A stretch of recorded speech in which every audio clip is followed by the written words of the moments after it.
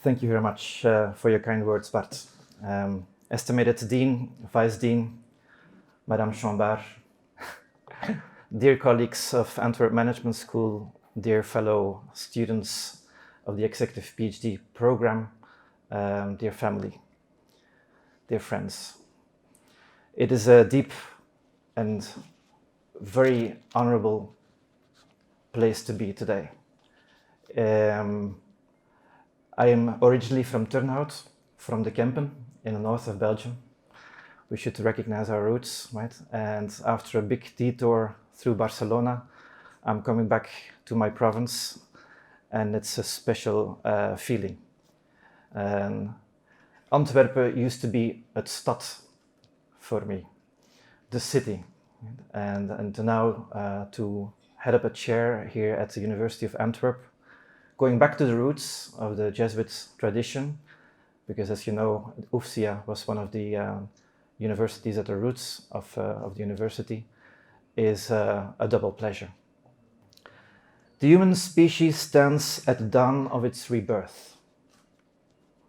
The question is, will it be a reset, start from zero, or will it be a renaissance?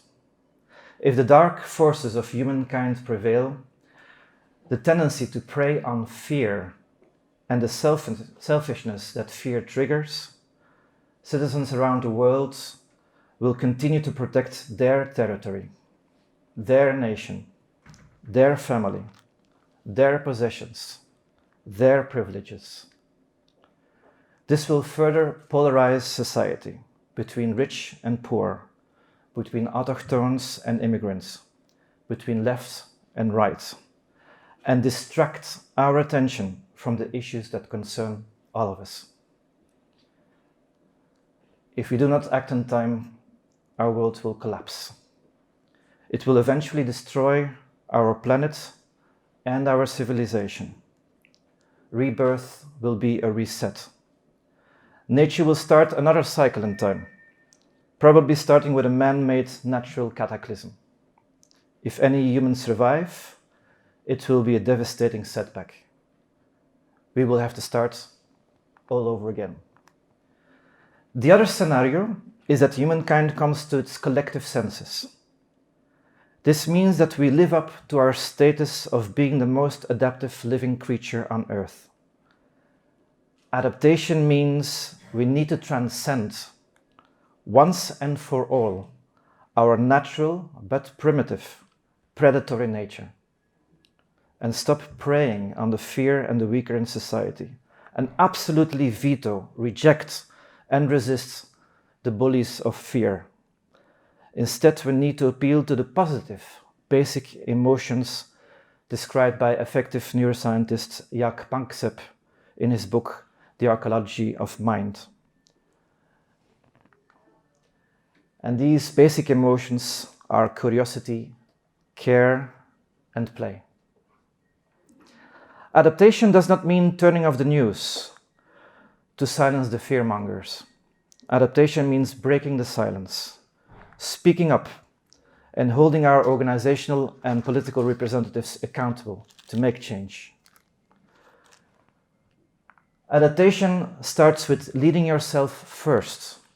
Adopt a healthy work and lifestyle.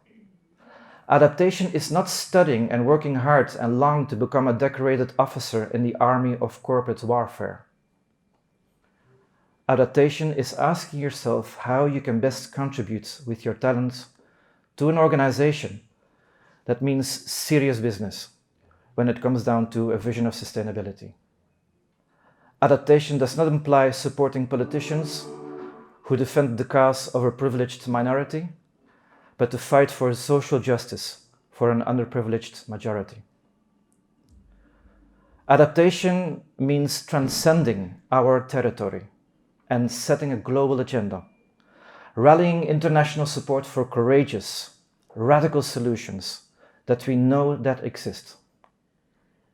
Adaptation means stop wasting time, money, and resources in nonsensical activities void of common purpose, and instead investing wisely in durable solutions that are good for all, not for a few.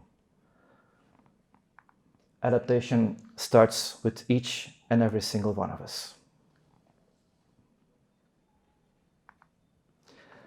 Imagine all the people, for a moment. Contemplate all the time, money and energy that is spent every day in corporations, politics and the media, in selling, campaigning and broadcasting fear. Fear sells well. It sells to the underbelly of the humankind, the weak underbelly of the humankind, our aversion for threat. If we perceive a threat, it is immediately related to the anterior cingulate cortex and the automatic reflex X system, activating our amygdala, setting off an alarm system to prepare us to fight or flight. Fear triggers our negativity bias, a mechanism that has saved our skin many times during periods of pure survival. The negativity bias is our tendency to give more attention and weight to negative threats than to opportunities. As Nobel Prize winners Tversky and Kahneman proposed in their prospect theory, losses loom greater than gains. Fear sells guns, insurance policies, pharmaceutical drugs, detergents, burglary alarms, security services, antivirus software, illicit drugs, fences, and walls. If you add a handgun to the offer, you can also sell cars. Fear buys votes. Votes of xenophobes, racists, nationalists, extremists, ruthless capitalists, and selfish nihilists who vote for the populist politicians who sing their tune, while the good citizen stays at home on election day, frustrated with trying to change the world by voting for bickering politicians. Think of all the time and money spent in political campaigns to support the next predator, who callously takes advantage of the fear of politics, publicly insulting and denigrating minorities and migrants, all in the name of fear. Fear for those who are going to take away their jobs and profit from their health system. Fear for crime and violence. Fear for having to turn in their deadly rifles and guns, which is the only way they think they can defend themselves against the other predators, the fellow humans. Do you understand then how absurd it is to give a politician money to build a wall to protect his voters against the threat he's feeding off in the first place?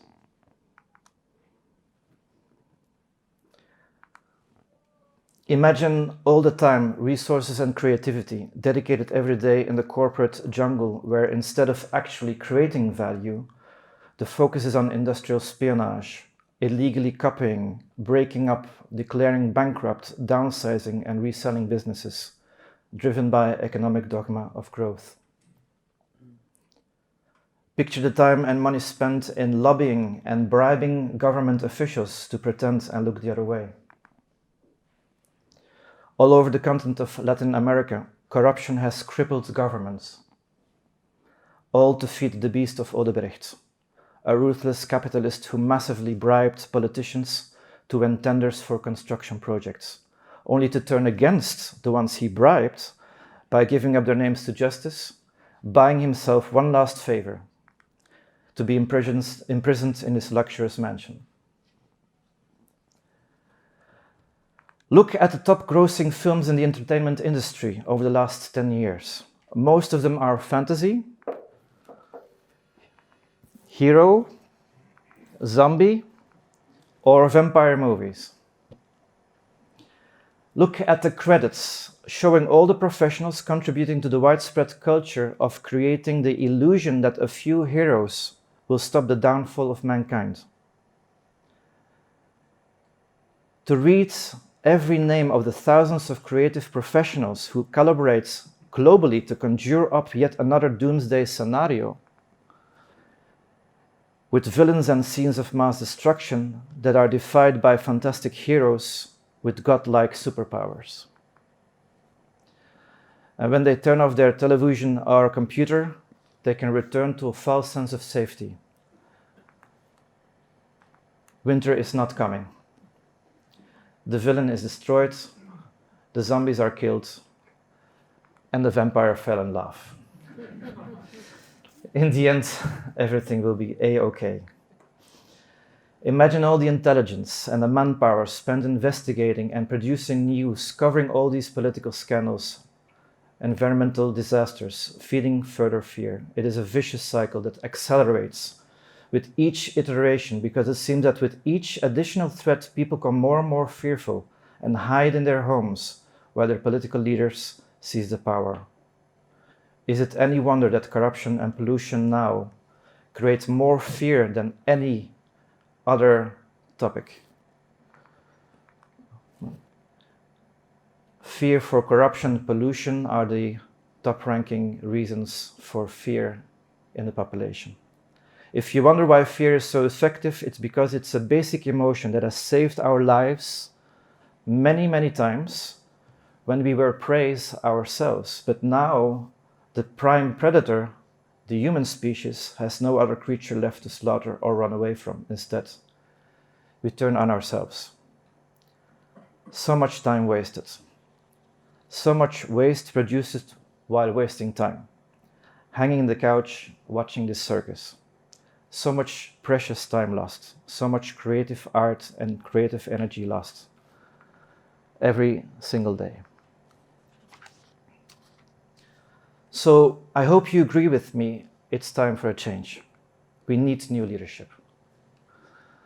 A new leadership paradigm. Leaderships in the 21st century scenario, in essence, comes down to the coordination of multiple intelligences, human and artificial, to come up with solutions that deal with systemic, complex problems that affect everyone around the globe, like the invisible hand with Parkinson, the concentration of wealth, global warming, the depletion of natural resources, the epidemics of obesity and addiction, and the alienation of politics. These systemic global problems require systemic global solutions. No one individual, corporation, nation, or continent will survive on its own. Only if we can collaborate across boundaries of institutions, cultural blocks, and belief systems, and connect the smartest with the best technology, we might be able to respond in time. This will require sophisticated leaders with vision and courage, cultural intelligence and international experience, social and diplomatic skill, but above all, a unifying sense of purpose to drive high-performance organizations. So the question is, will it be a reset or will it be a renaissance? From an historical point of view, the humankind is at the stage of a mercantile society, a period of history characterized by trading, buying, and selling, that earlier in history turned into the golden age of spiritual renaissance, scientific progress, exploration of new worlds, and the flourishment of artistic endeavor.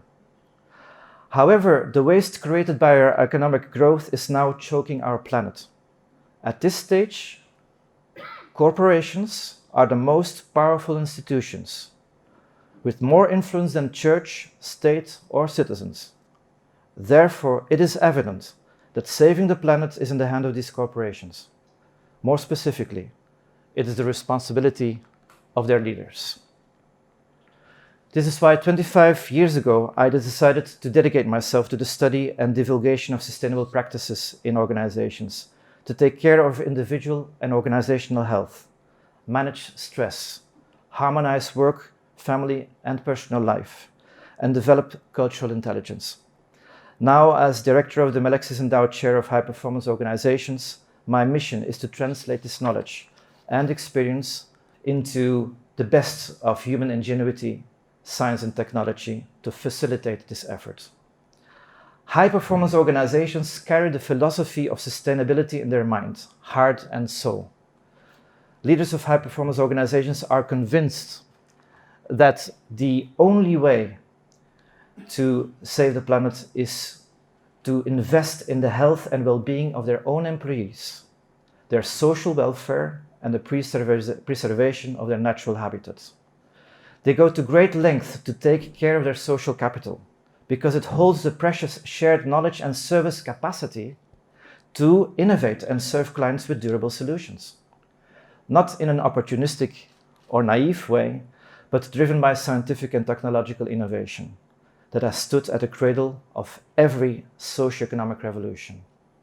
High-performance organizations will ride the fourth wave. So let me talk a little bit about this fourth wave. Every instance of corporate renaissance was driven by scientific advancements and are the artifacts they produce. Thermodynamics allowed to build steam engines, trains and factories, creating the first wave of industrial revolution.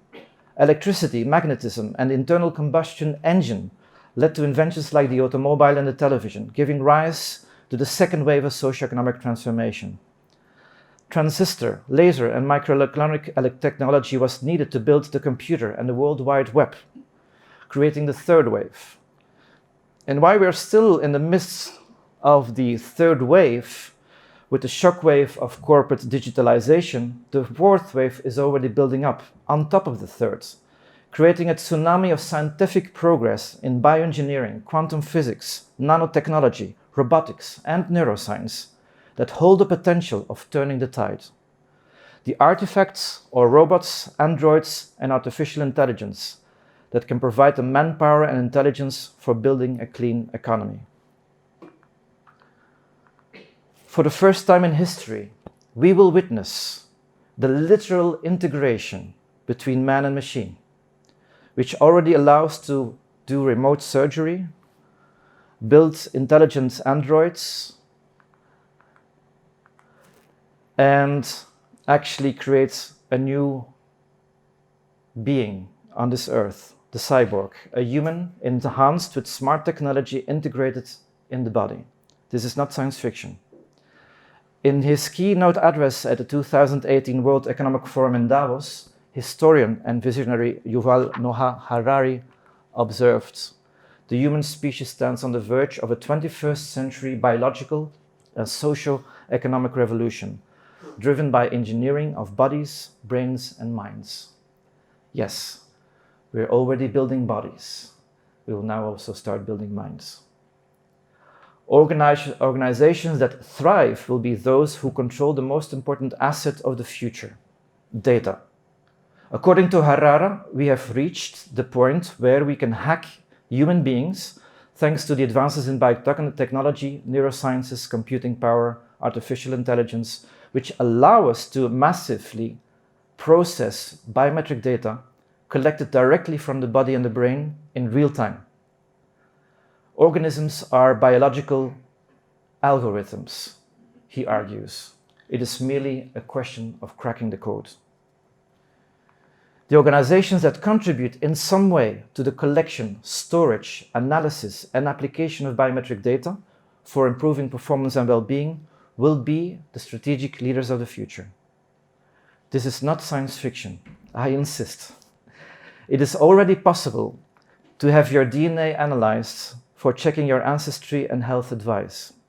Bioengineering firms are thriving on the stock market. In the medical industry, according to this article in The Economist, the intelligent use of robots, smartphones, wearables, apps, and most importantly, the use of big data is already allowing better diagnosis, the management of complex diseases, and faster treatment.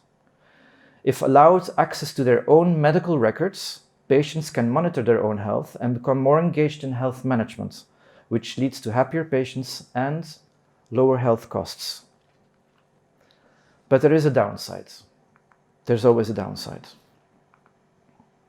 The dark side of data. The threat of digital dictatorship. Biometrical surveillance systems. Cyber theft and cyberbullying. The polarization of the few who have the new capital, data, and the vast majority who don't. The misuse and theft of sensitive personal data.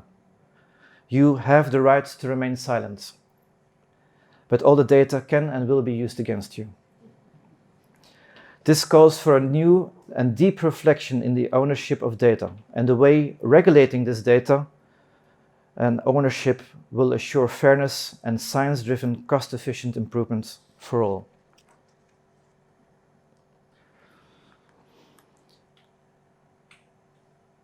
we can find more inspiration in the brain. Brain power is now the base factor of productivity. In knowledge and service-centered organizations, the brain will become both an important focus inside and outside the organization. Outside the organization, because as pointed out before, the body, the brain, and the body-brain machine connection will become the main focus of future industries. Inside the organization, because brain power will gradually replace muscle power as a basic factor of productivity. The surge of interest in neuroscience research on behalf of management theorists and practitioners should therefore not be a surprise. As a branch of life sciences, neuroscience deals with the anatomy, physiology, biochemistry, and molecular biology of nerves and nervous tissue, and especially with their relation to behavior and learning. And behavior and learning is something any organizational leader should be interested in. For organizational leaders, influencing and optimizing behavior and learning is of essence. Consequently, neuroscience has joined the debate on how to best manage and lead people in organizations, with the brain in mind. In a knowledge-based society, adaptation and learning are vital to keep ahead of competitors, to be smarter, to be more agile in creating and capturing value in markets through research and development, knowledge management, and continued innovation. In this time, the saying mens sana in corpore sano has captured a new meaning. In a time where the brain has become the main factor of productivity, taking care of the brain, the mens, has become essential to drive productivity. It summarizes well the importance of physical health for mental health, flexibility and resilience. Mental health and strength in turn are key for knowledge creation. We no longer have to make, two-step connections between productivity and health. It is clear now, as the knowledge and the service cannot be separated from the knowledge worker and the service provider. Understanding the brain is no longer a concern of neuroscientists only. Optimizing the functioning of the brain has become relevant for any organizational actor interested in improving individual and organizational performance and health. The 24/7 economy is characterized by increasing levels of work pressure and work-non-work conflicts. Turbulence in the economy brings along unemployment, job insecurity, and constant organizational change. Advances in technology have created a myriad of opportunities for organizations, but have also given rise to new stressors, like continuous connectivity, also referred to as the electronic leash, information overload, unfair competition with the digitally illiterate. As a consequence, we are currently witnessing how psychosocial risks at work, and more specifically stress, burnout, and depression, have become some of the major causes of loss of productivity and absenteeism at work. It all has to do with the prefrontal cortex, a piece of fine, advanced technology we all have between our ears.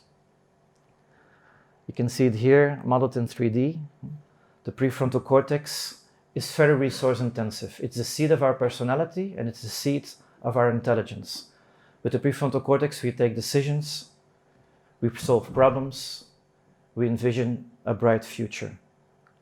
The problem is that our brain is highly sensitive to stress. Under stress, the catecholamines, the adrenaline and noradrenaline, will go out of whack and neurotransmission stops. And we still think we're thinking, but actually we're falling back on automatized routines. So we need new type of health management. Traditional approaches to health management have proven insufficient. The focus has mainly been on medical and pharmaceutical symptomatic treatment of stress and burnout, instead of solving the source of the problem. Behavioral factors play a crucial role in the prevention and treatment of mental and physical disease, yet remain generally unaddressed by the current health system. For instance, the periodicity of health checkups, adherence to treatment and therapy, and more than anything, social support of family and friends are essential for preventing and curing illness. but all these enablers are left to the individual. A recent study of IDW in Belgium reported that 60% of long-term absentees never return to work.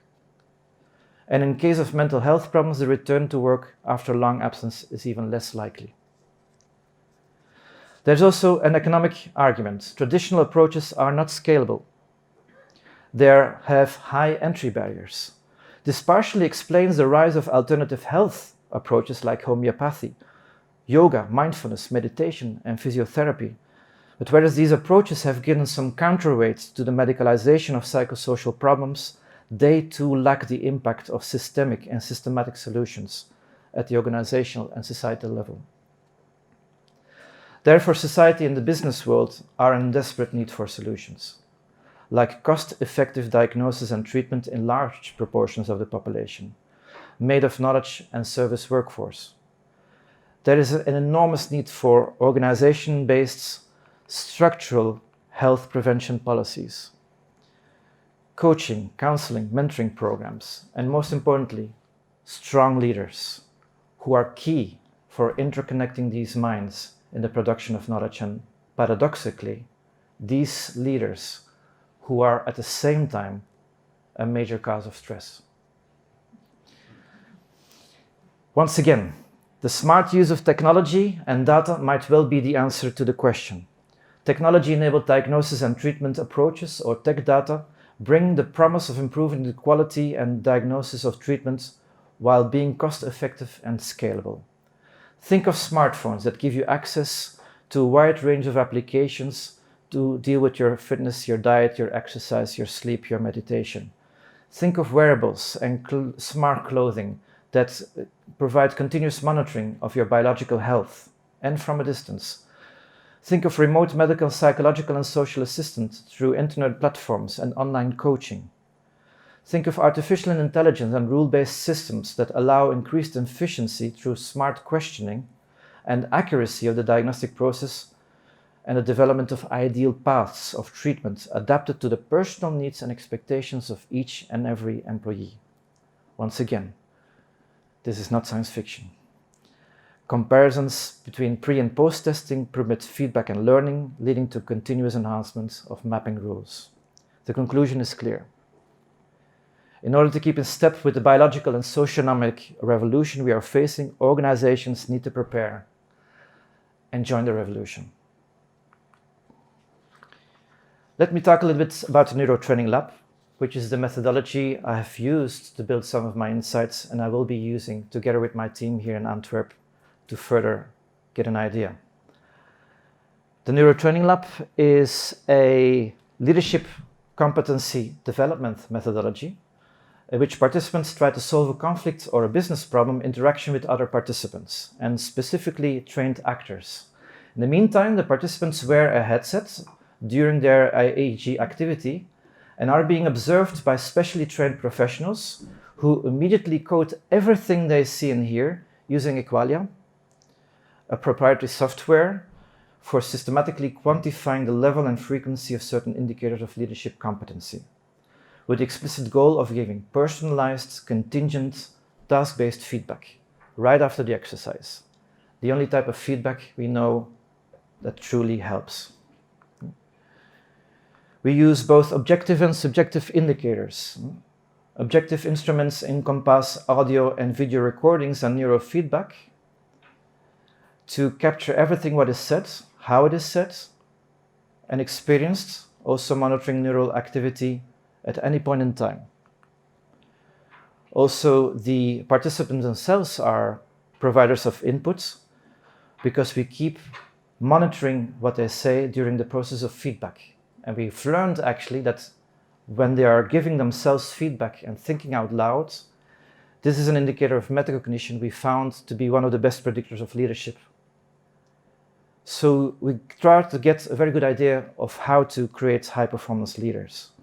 Based on more than 800 observations in the Neurotraining Lab at my previous employer, EADE Business School in Barcelona, I have developed the paradox theory of leadership.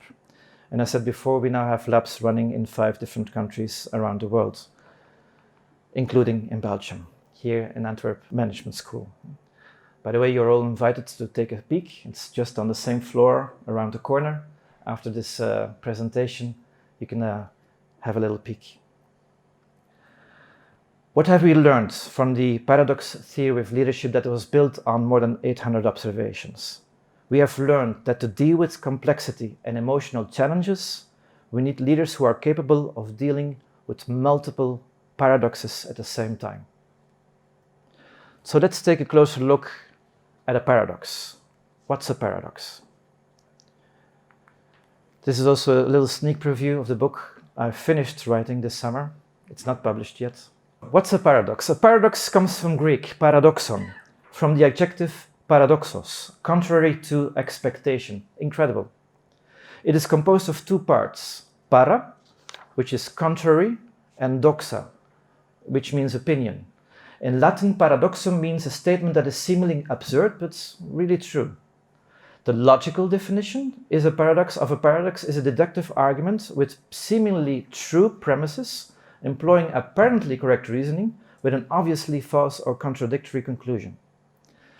The psychological definition of paradox I propose is two non-dual complementary psychological forces or behaviors that coexist in flux and tension, striving for dynamic homeostasis over time. Let me clarify. The best way to understand the metaphor is to look at the yin and yang sign. It says it all. The Oriental yin and yang concept is a classical example of a paradox.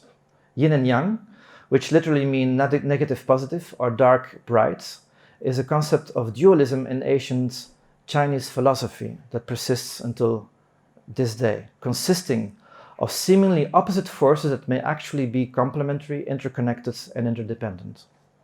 Yin is the black side.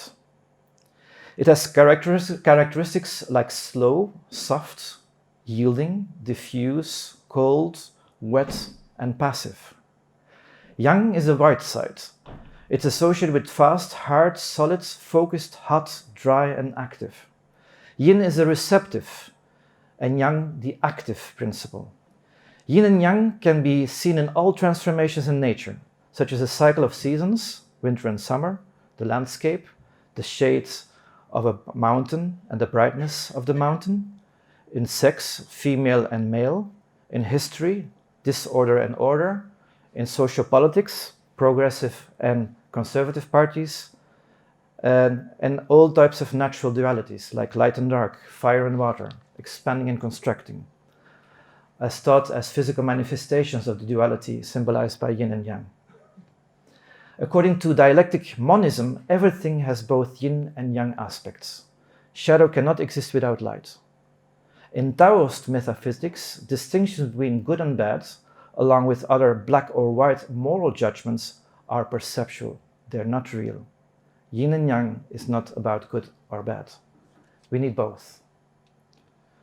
And very much as in yin and yang, we found that leaders have to confront a lot of different paradoxes. Paradoxes are motors. They're both consumers and producers of energy. They consume energy because it's hard to keep the focus on two sides of the paradox simultaneously and see the gestalt which hides behind each one of them separately. So it uses up a lot of our prefrontal cortex resources, but it also creates creative energy. I will come back to this point later. Why can we say that paradoxes, yin and yang, but also paradoxes of leadership are actually contradictory or seemingly contradictory? Well, there's actually some neuroscience proof as well. This is a study of Richard Boyatzis, which I met personally at Case Western University when I was doing my sabbatical there.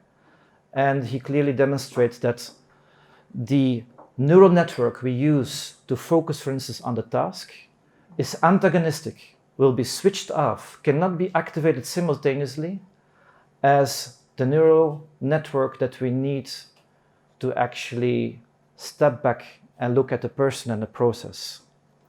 So focusing on the task at hand, at the objective at hand, and focusing on the people involved in dealing with the task recruit different parts of the brain. And this is why they seem contradictory. However, they can be combined if we switch back and forth between the different parts of the paradox. Let me just introduce to you a few of these paradoxes. Declaring and inquiring. Let's just say in plain words, speaking and listening. Transmitting information and gathering information. A great leader is capable both of listening deeply, but also in transmitting his values, her vision, arguments, and engagements.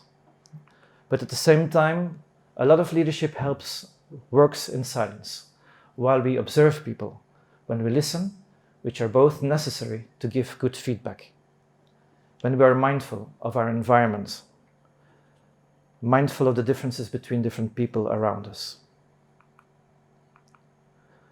The second one I already mentioned, task versus emotional connection. It's basically the focus on the task, the problem, versus the focus on the individual sitting around us. And we found in our neurotraining lab that people who are good in meditation, who are good in coming to a state of mindfulness on command by request, are better in managing emotions and are therefore much better in making the emotional connections. So we can observe and we can train people in dealing with these paradoxes. Of course, a great leader needs to be task-driven, needs to have capability of reaching goals, but that's not the only part of the story. He or she will also connect people, connect those collective, those individual minds to create a collective mind. The third paradox is control versus delegation, one of the oldest of the paradoxes. Some people here have a high need for control. As long as everything is exactly the way I want, I'm perfectly flexible, they would say. Right? But we need not just control, of course, to keep our processes running, but we also need delegation. We need to confide and develop other people, give them freedom, give them space, give them autonomy so they can develop for themselves. But exactly in young leaders, typically just promoted from having a more technical focus, this is one of the most difficult issues. They're too much stuck still to the content. The fourth paradox is having a focus on the organization as a whole, right? The priorities, the common goods, also society, but at the same time, keeping an eye on the individual, be considerate, taking into account the individual differences, the diversity in our teams. Once again, a paradox recruiting different parts of the brain, right, that require managers to switch back and forth to be effective. And here I'm going to come back to ancient wisdom. Do you recognize these ladies? The 4 cardinal virtues proposed by Aristotle. Right? There was fortitude, there was temperance, there was justice, and there was prudence. And Aristotle already said that justice without prudence is dangerous. Justice without consideration of the specific situation is cruel. So prudence should rule. Right? Prudence has afterwards always also been translated as wisdom. So paradoxical leaders, in the end of the day, are wise leaders, knowing when to switch back and forth. And as I said already many times, right, the key to all of this is metacognition. Who decides to switch from one side to the other? Who decides to switch from yin to yang? That must be in higher order, right? Rooted in our consciousness. Rooted, if we are lucky enough, in our education. It requires stepping back, stepping on the balcony, as coaches say, looking at the phenomenon from a distance, being mindful and quiet. Listen what's really going on and choose the right side of the paradox. Metacognition.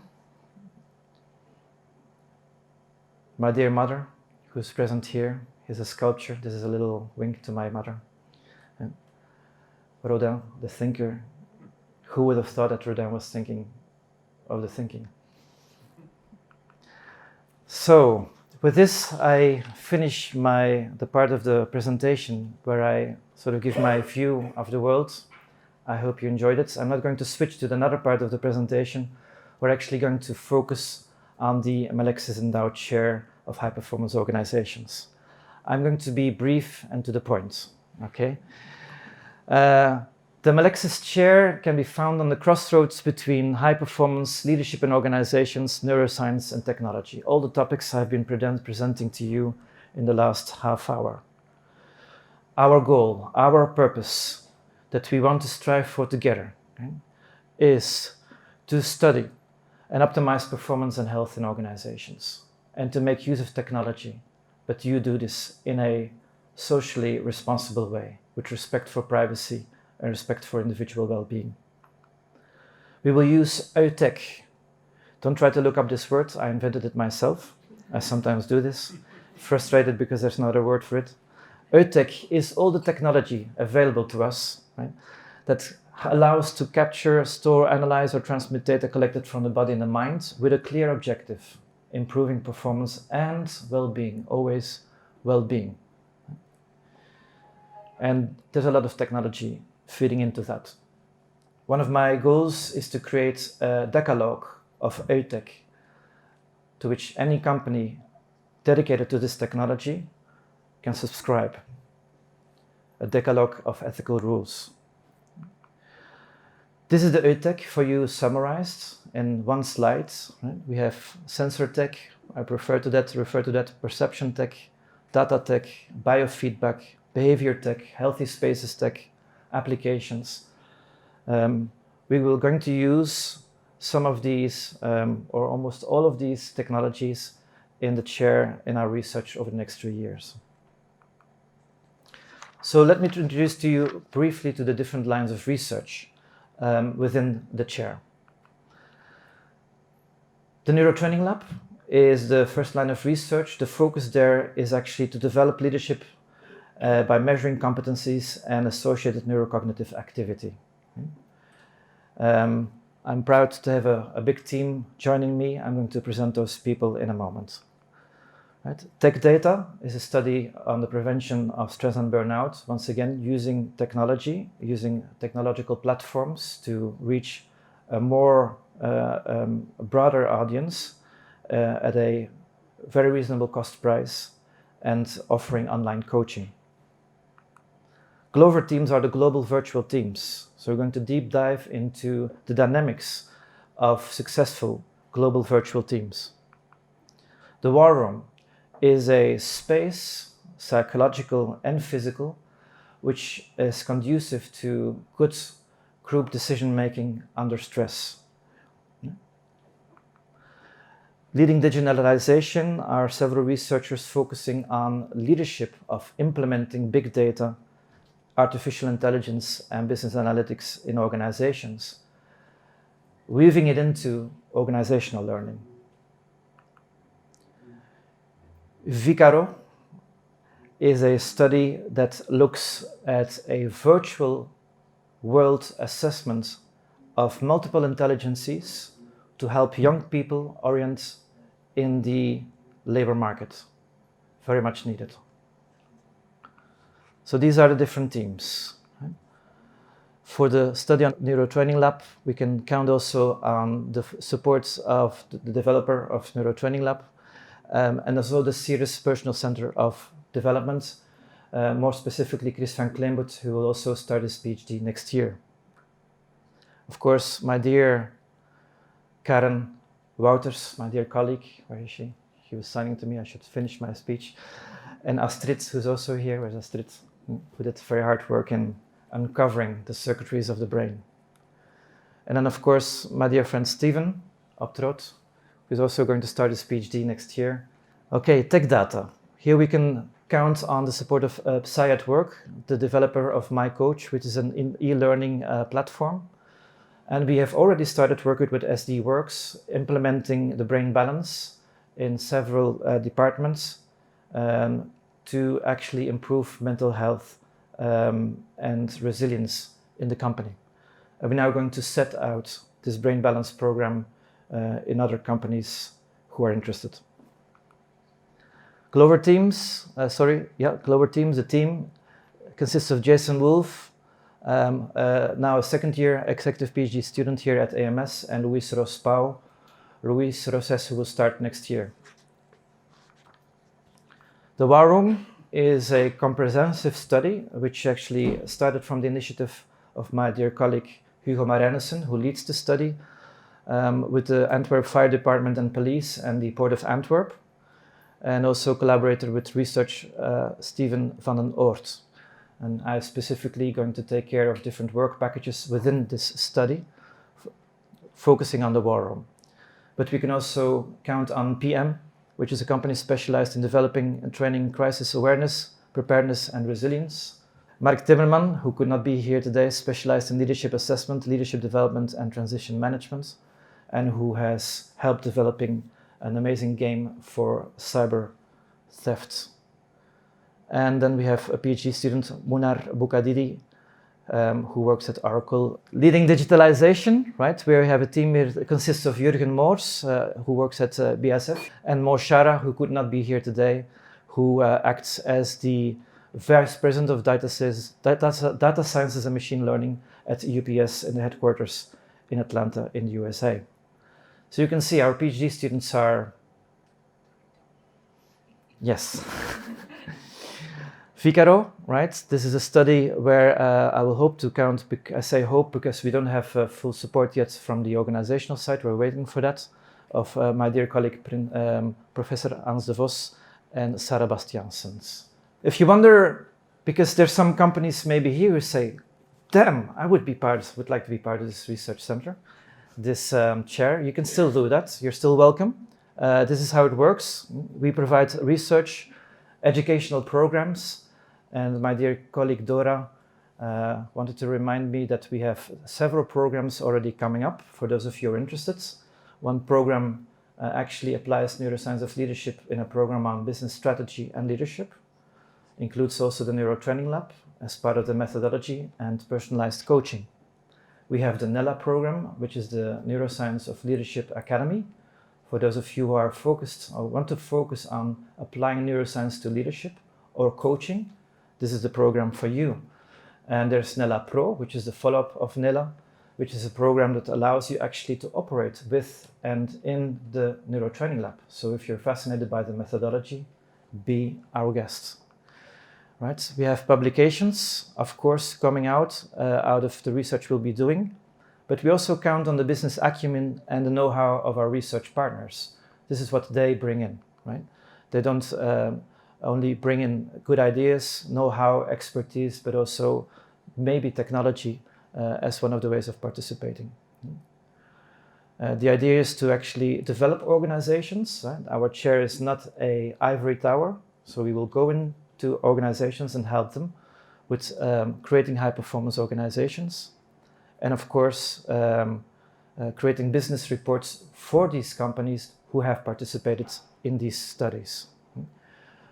As we are a club of different organizations, we can also do benchmarking, compare our results with each other. And of course, all of that is a virtuous process where both our brands will be announced in different types of media. So, we've come to the end. I'm so grateful you bear with me with this heat. Right? Final reflections.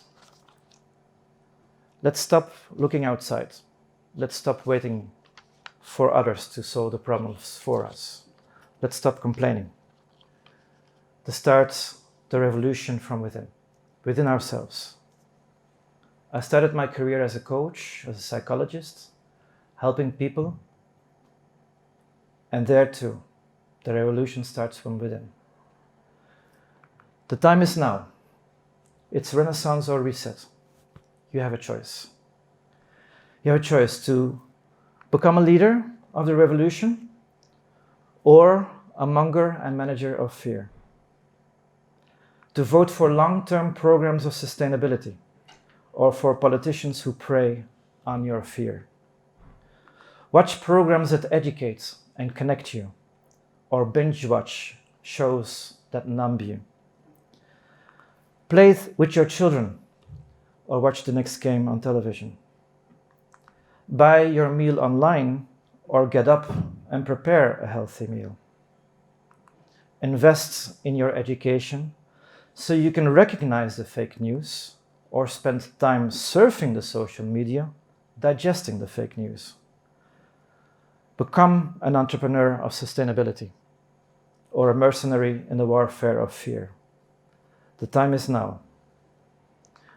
It's Renaissance or reset. We have a choice. Thank you.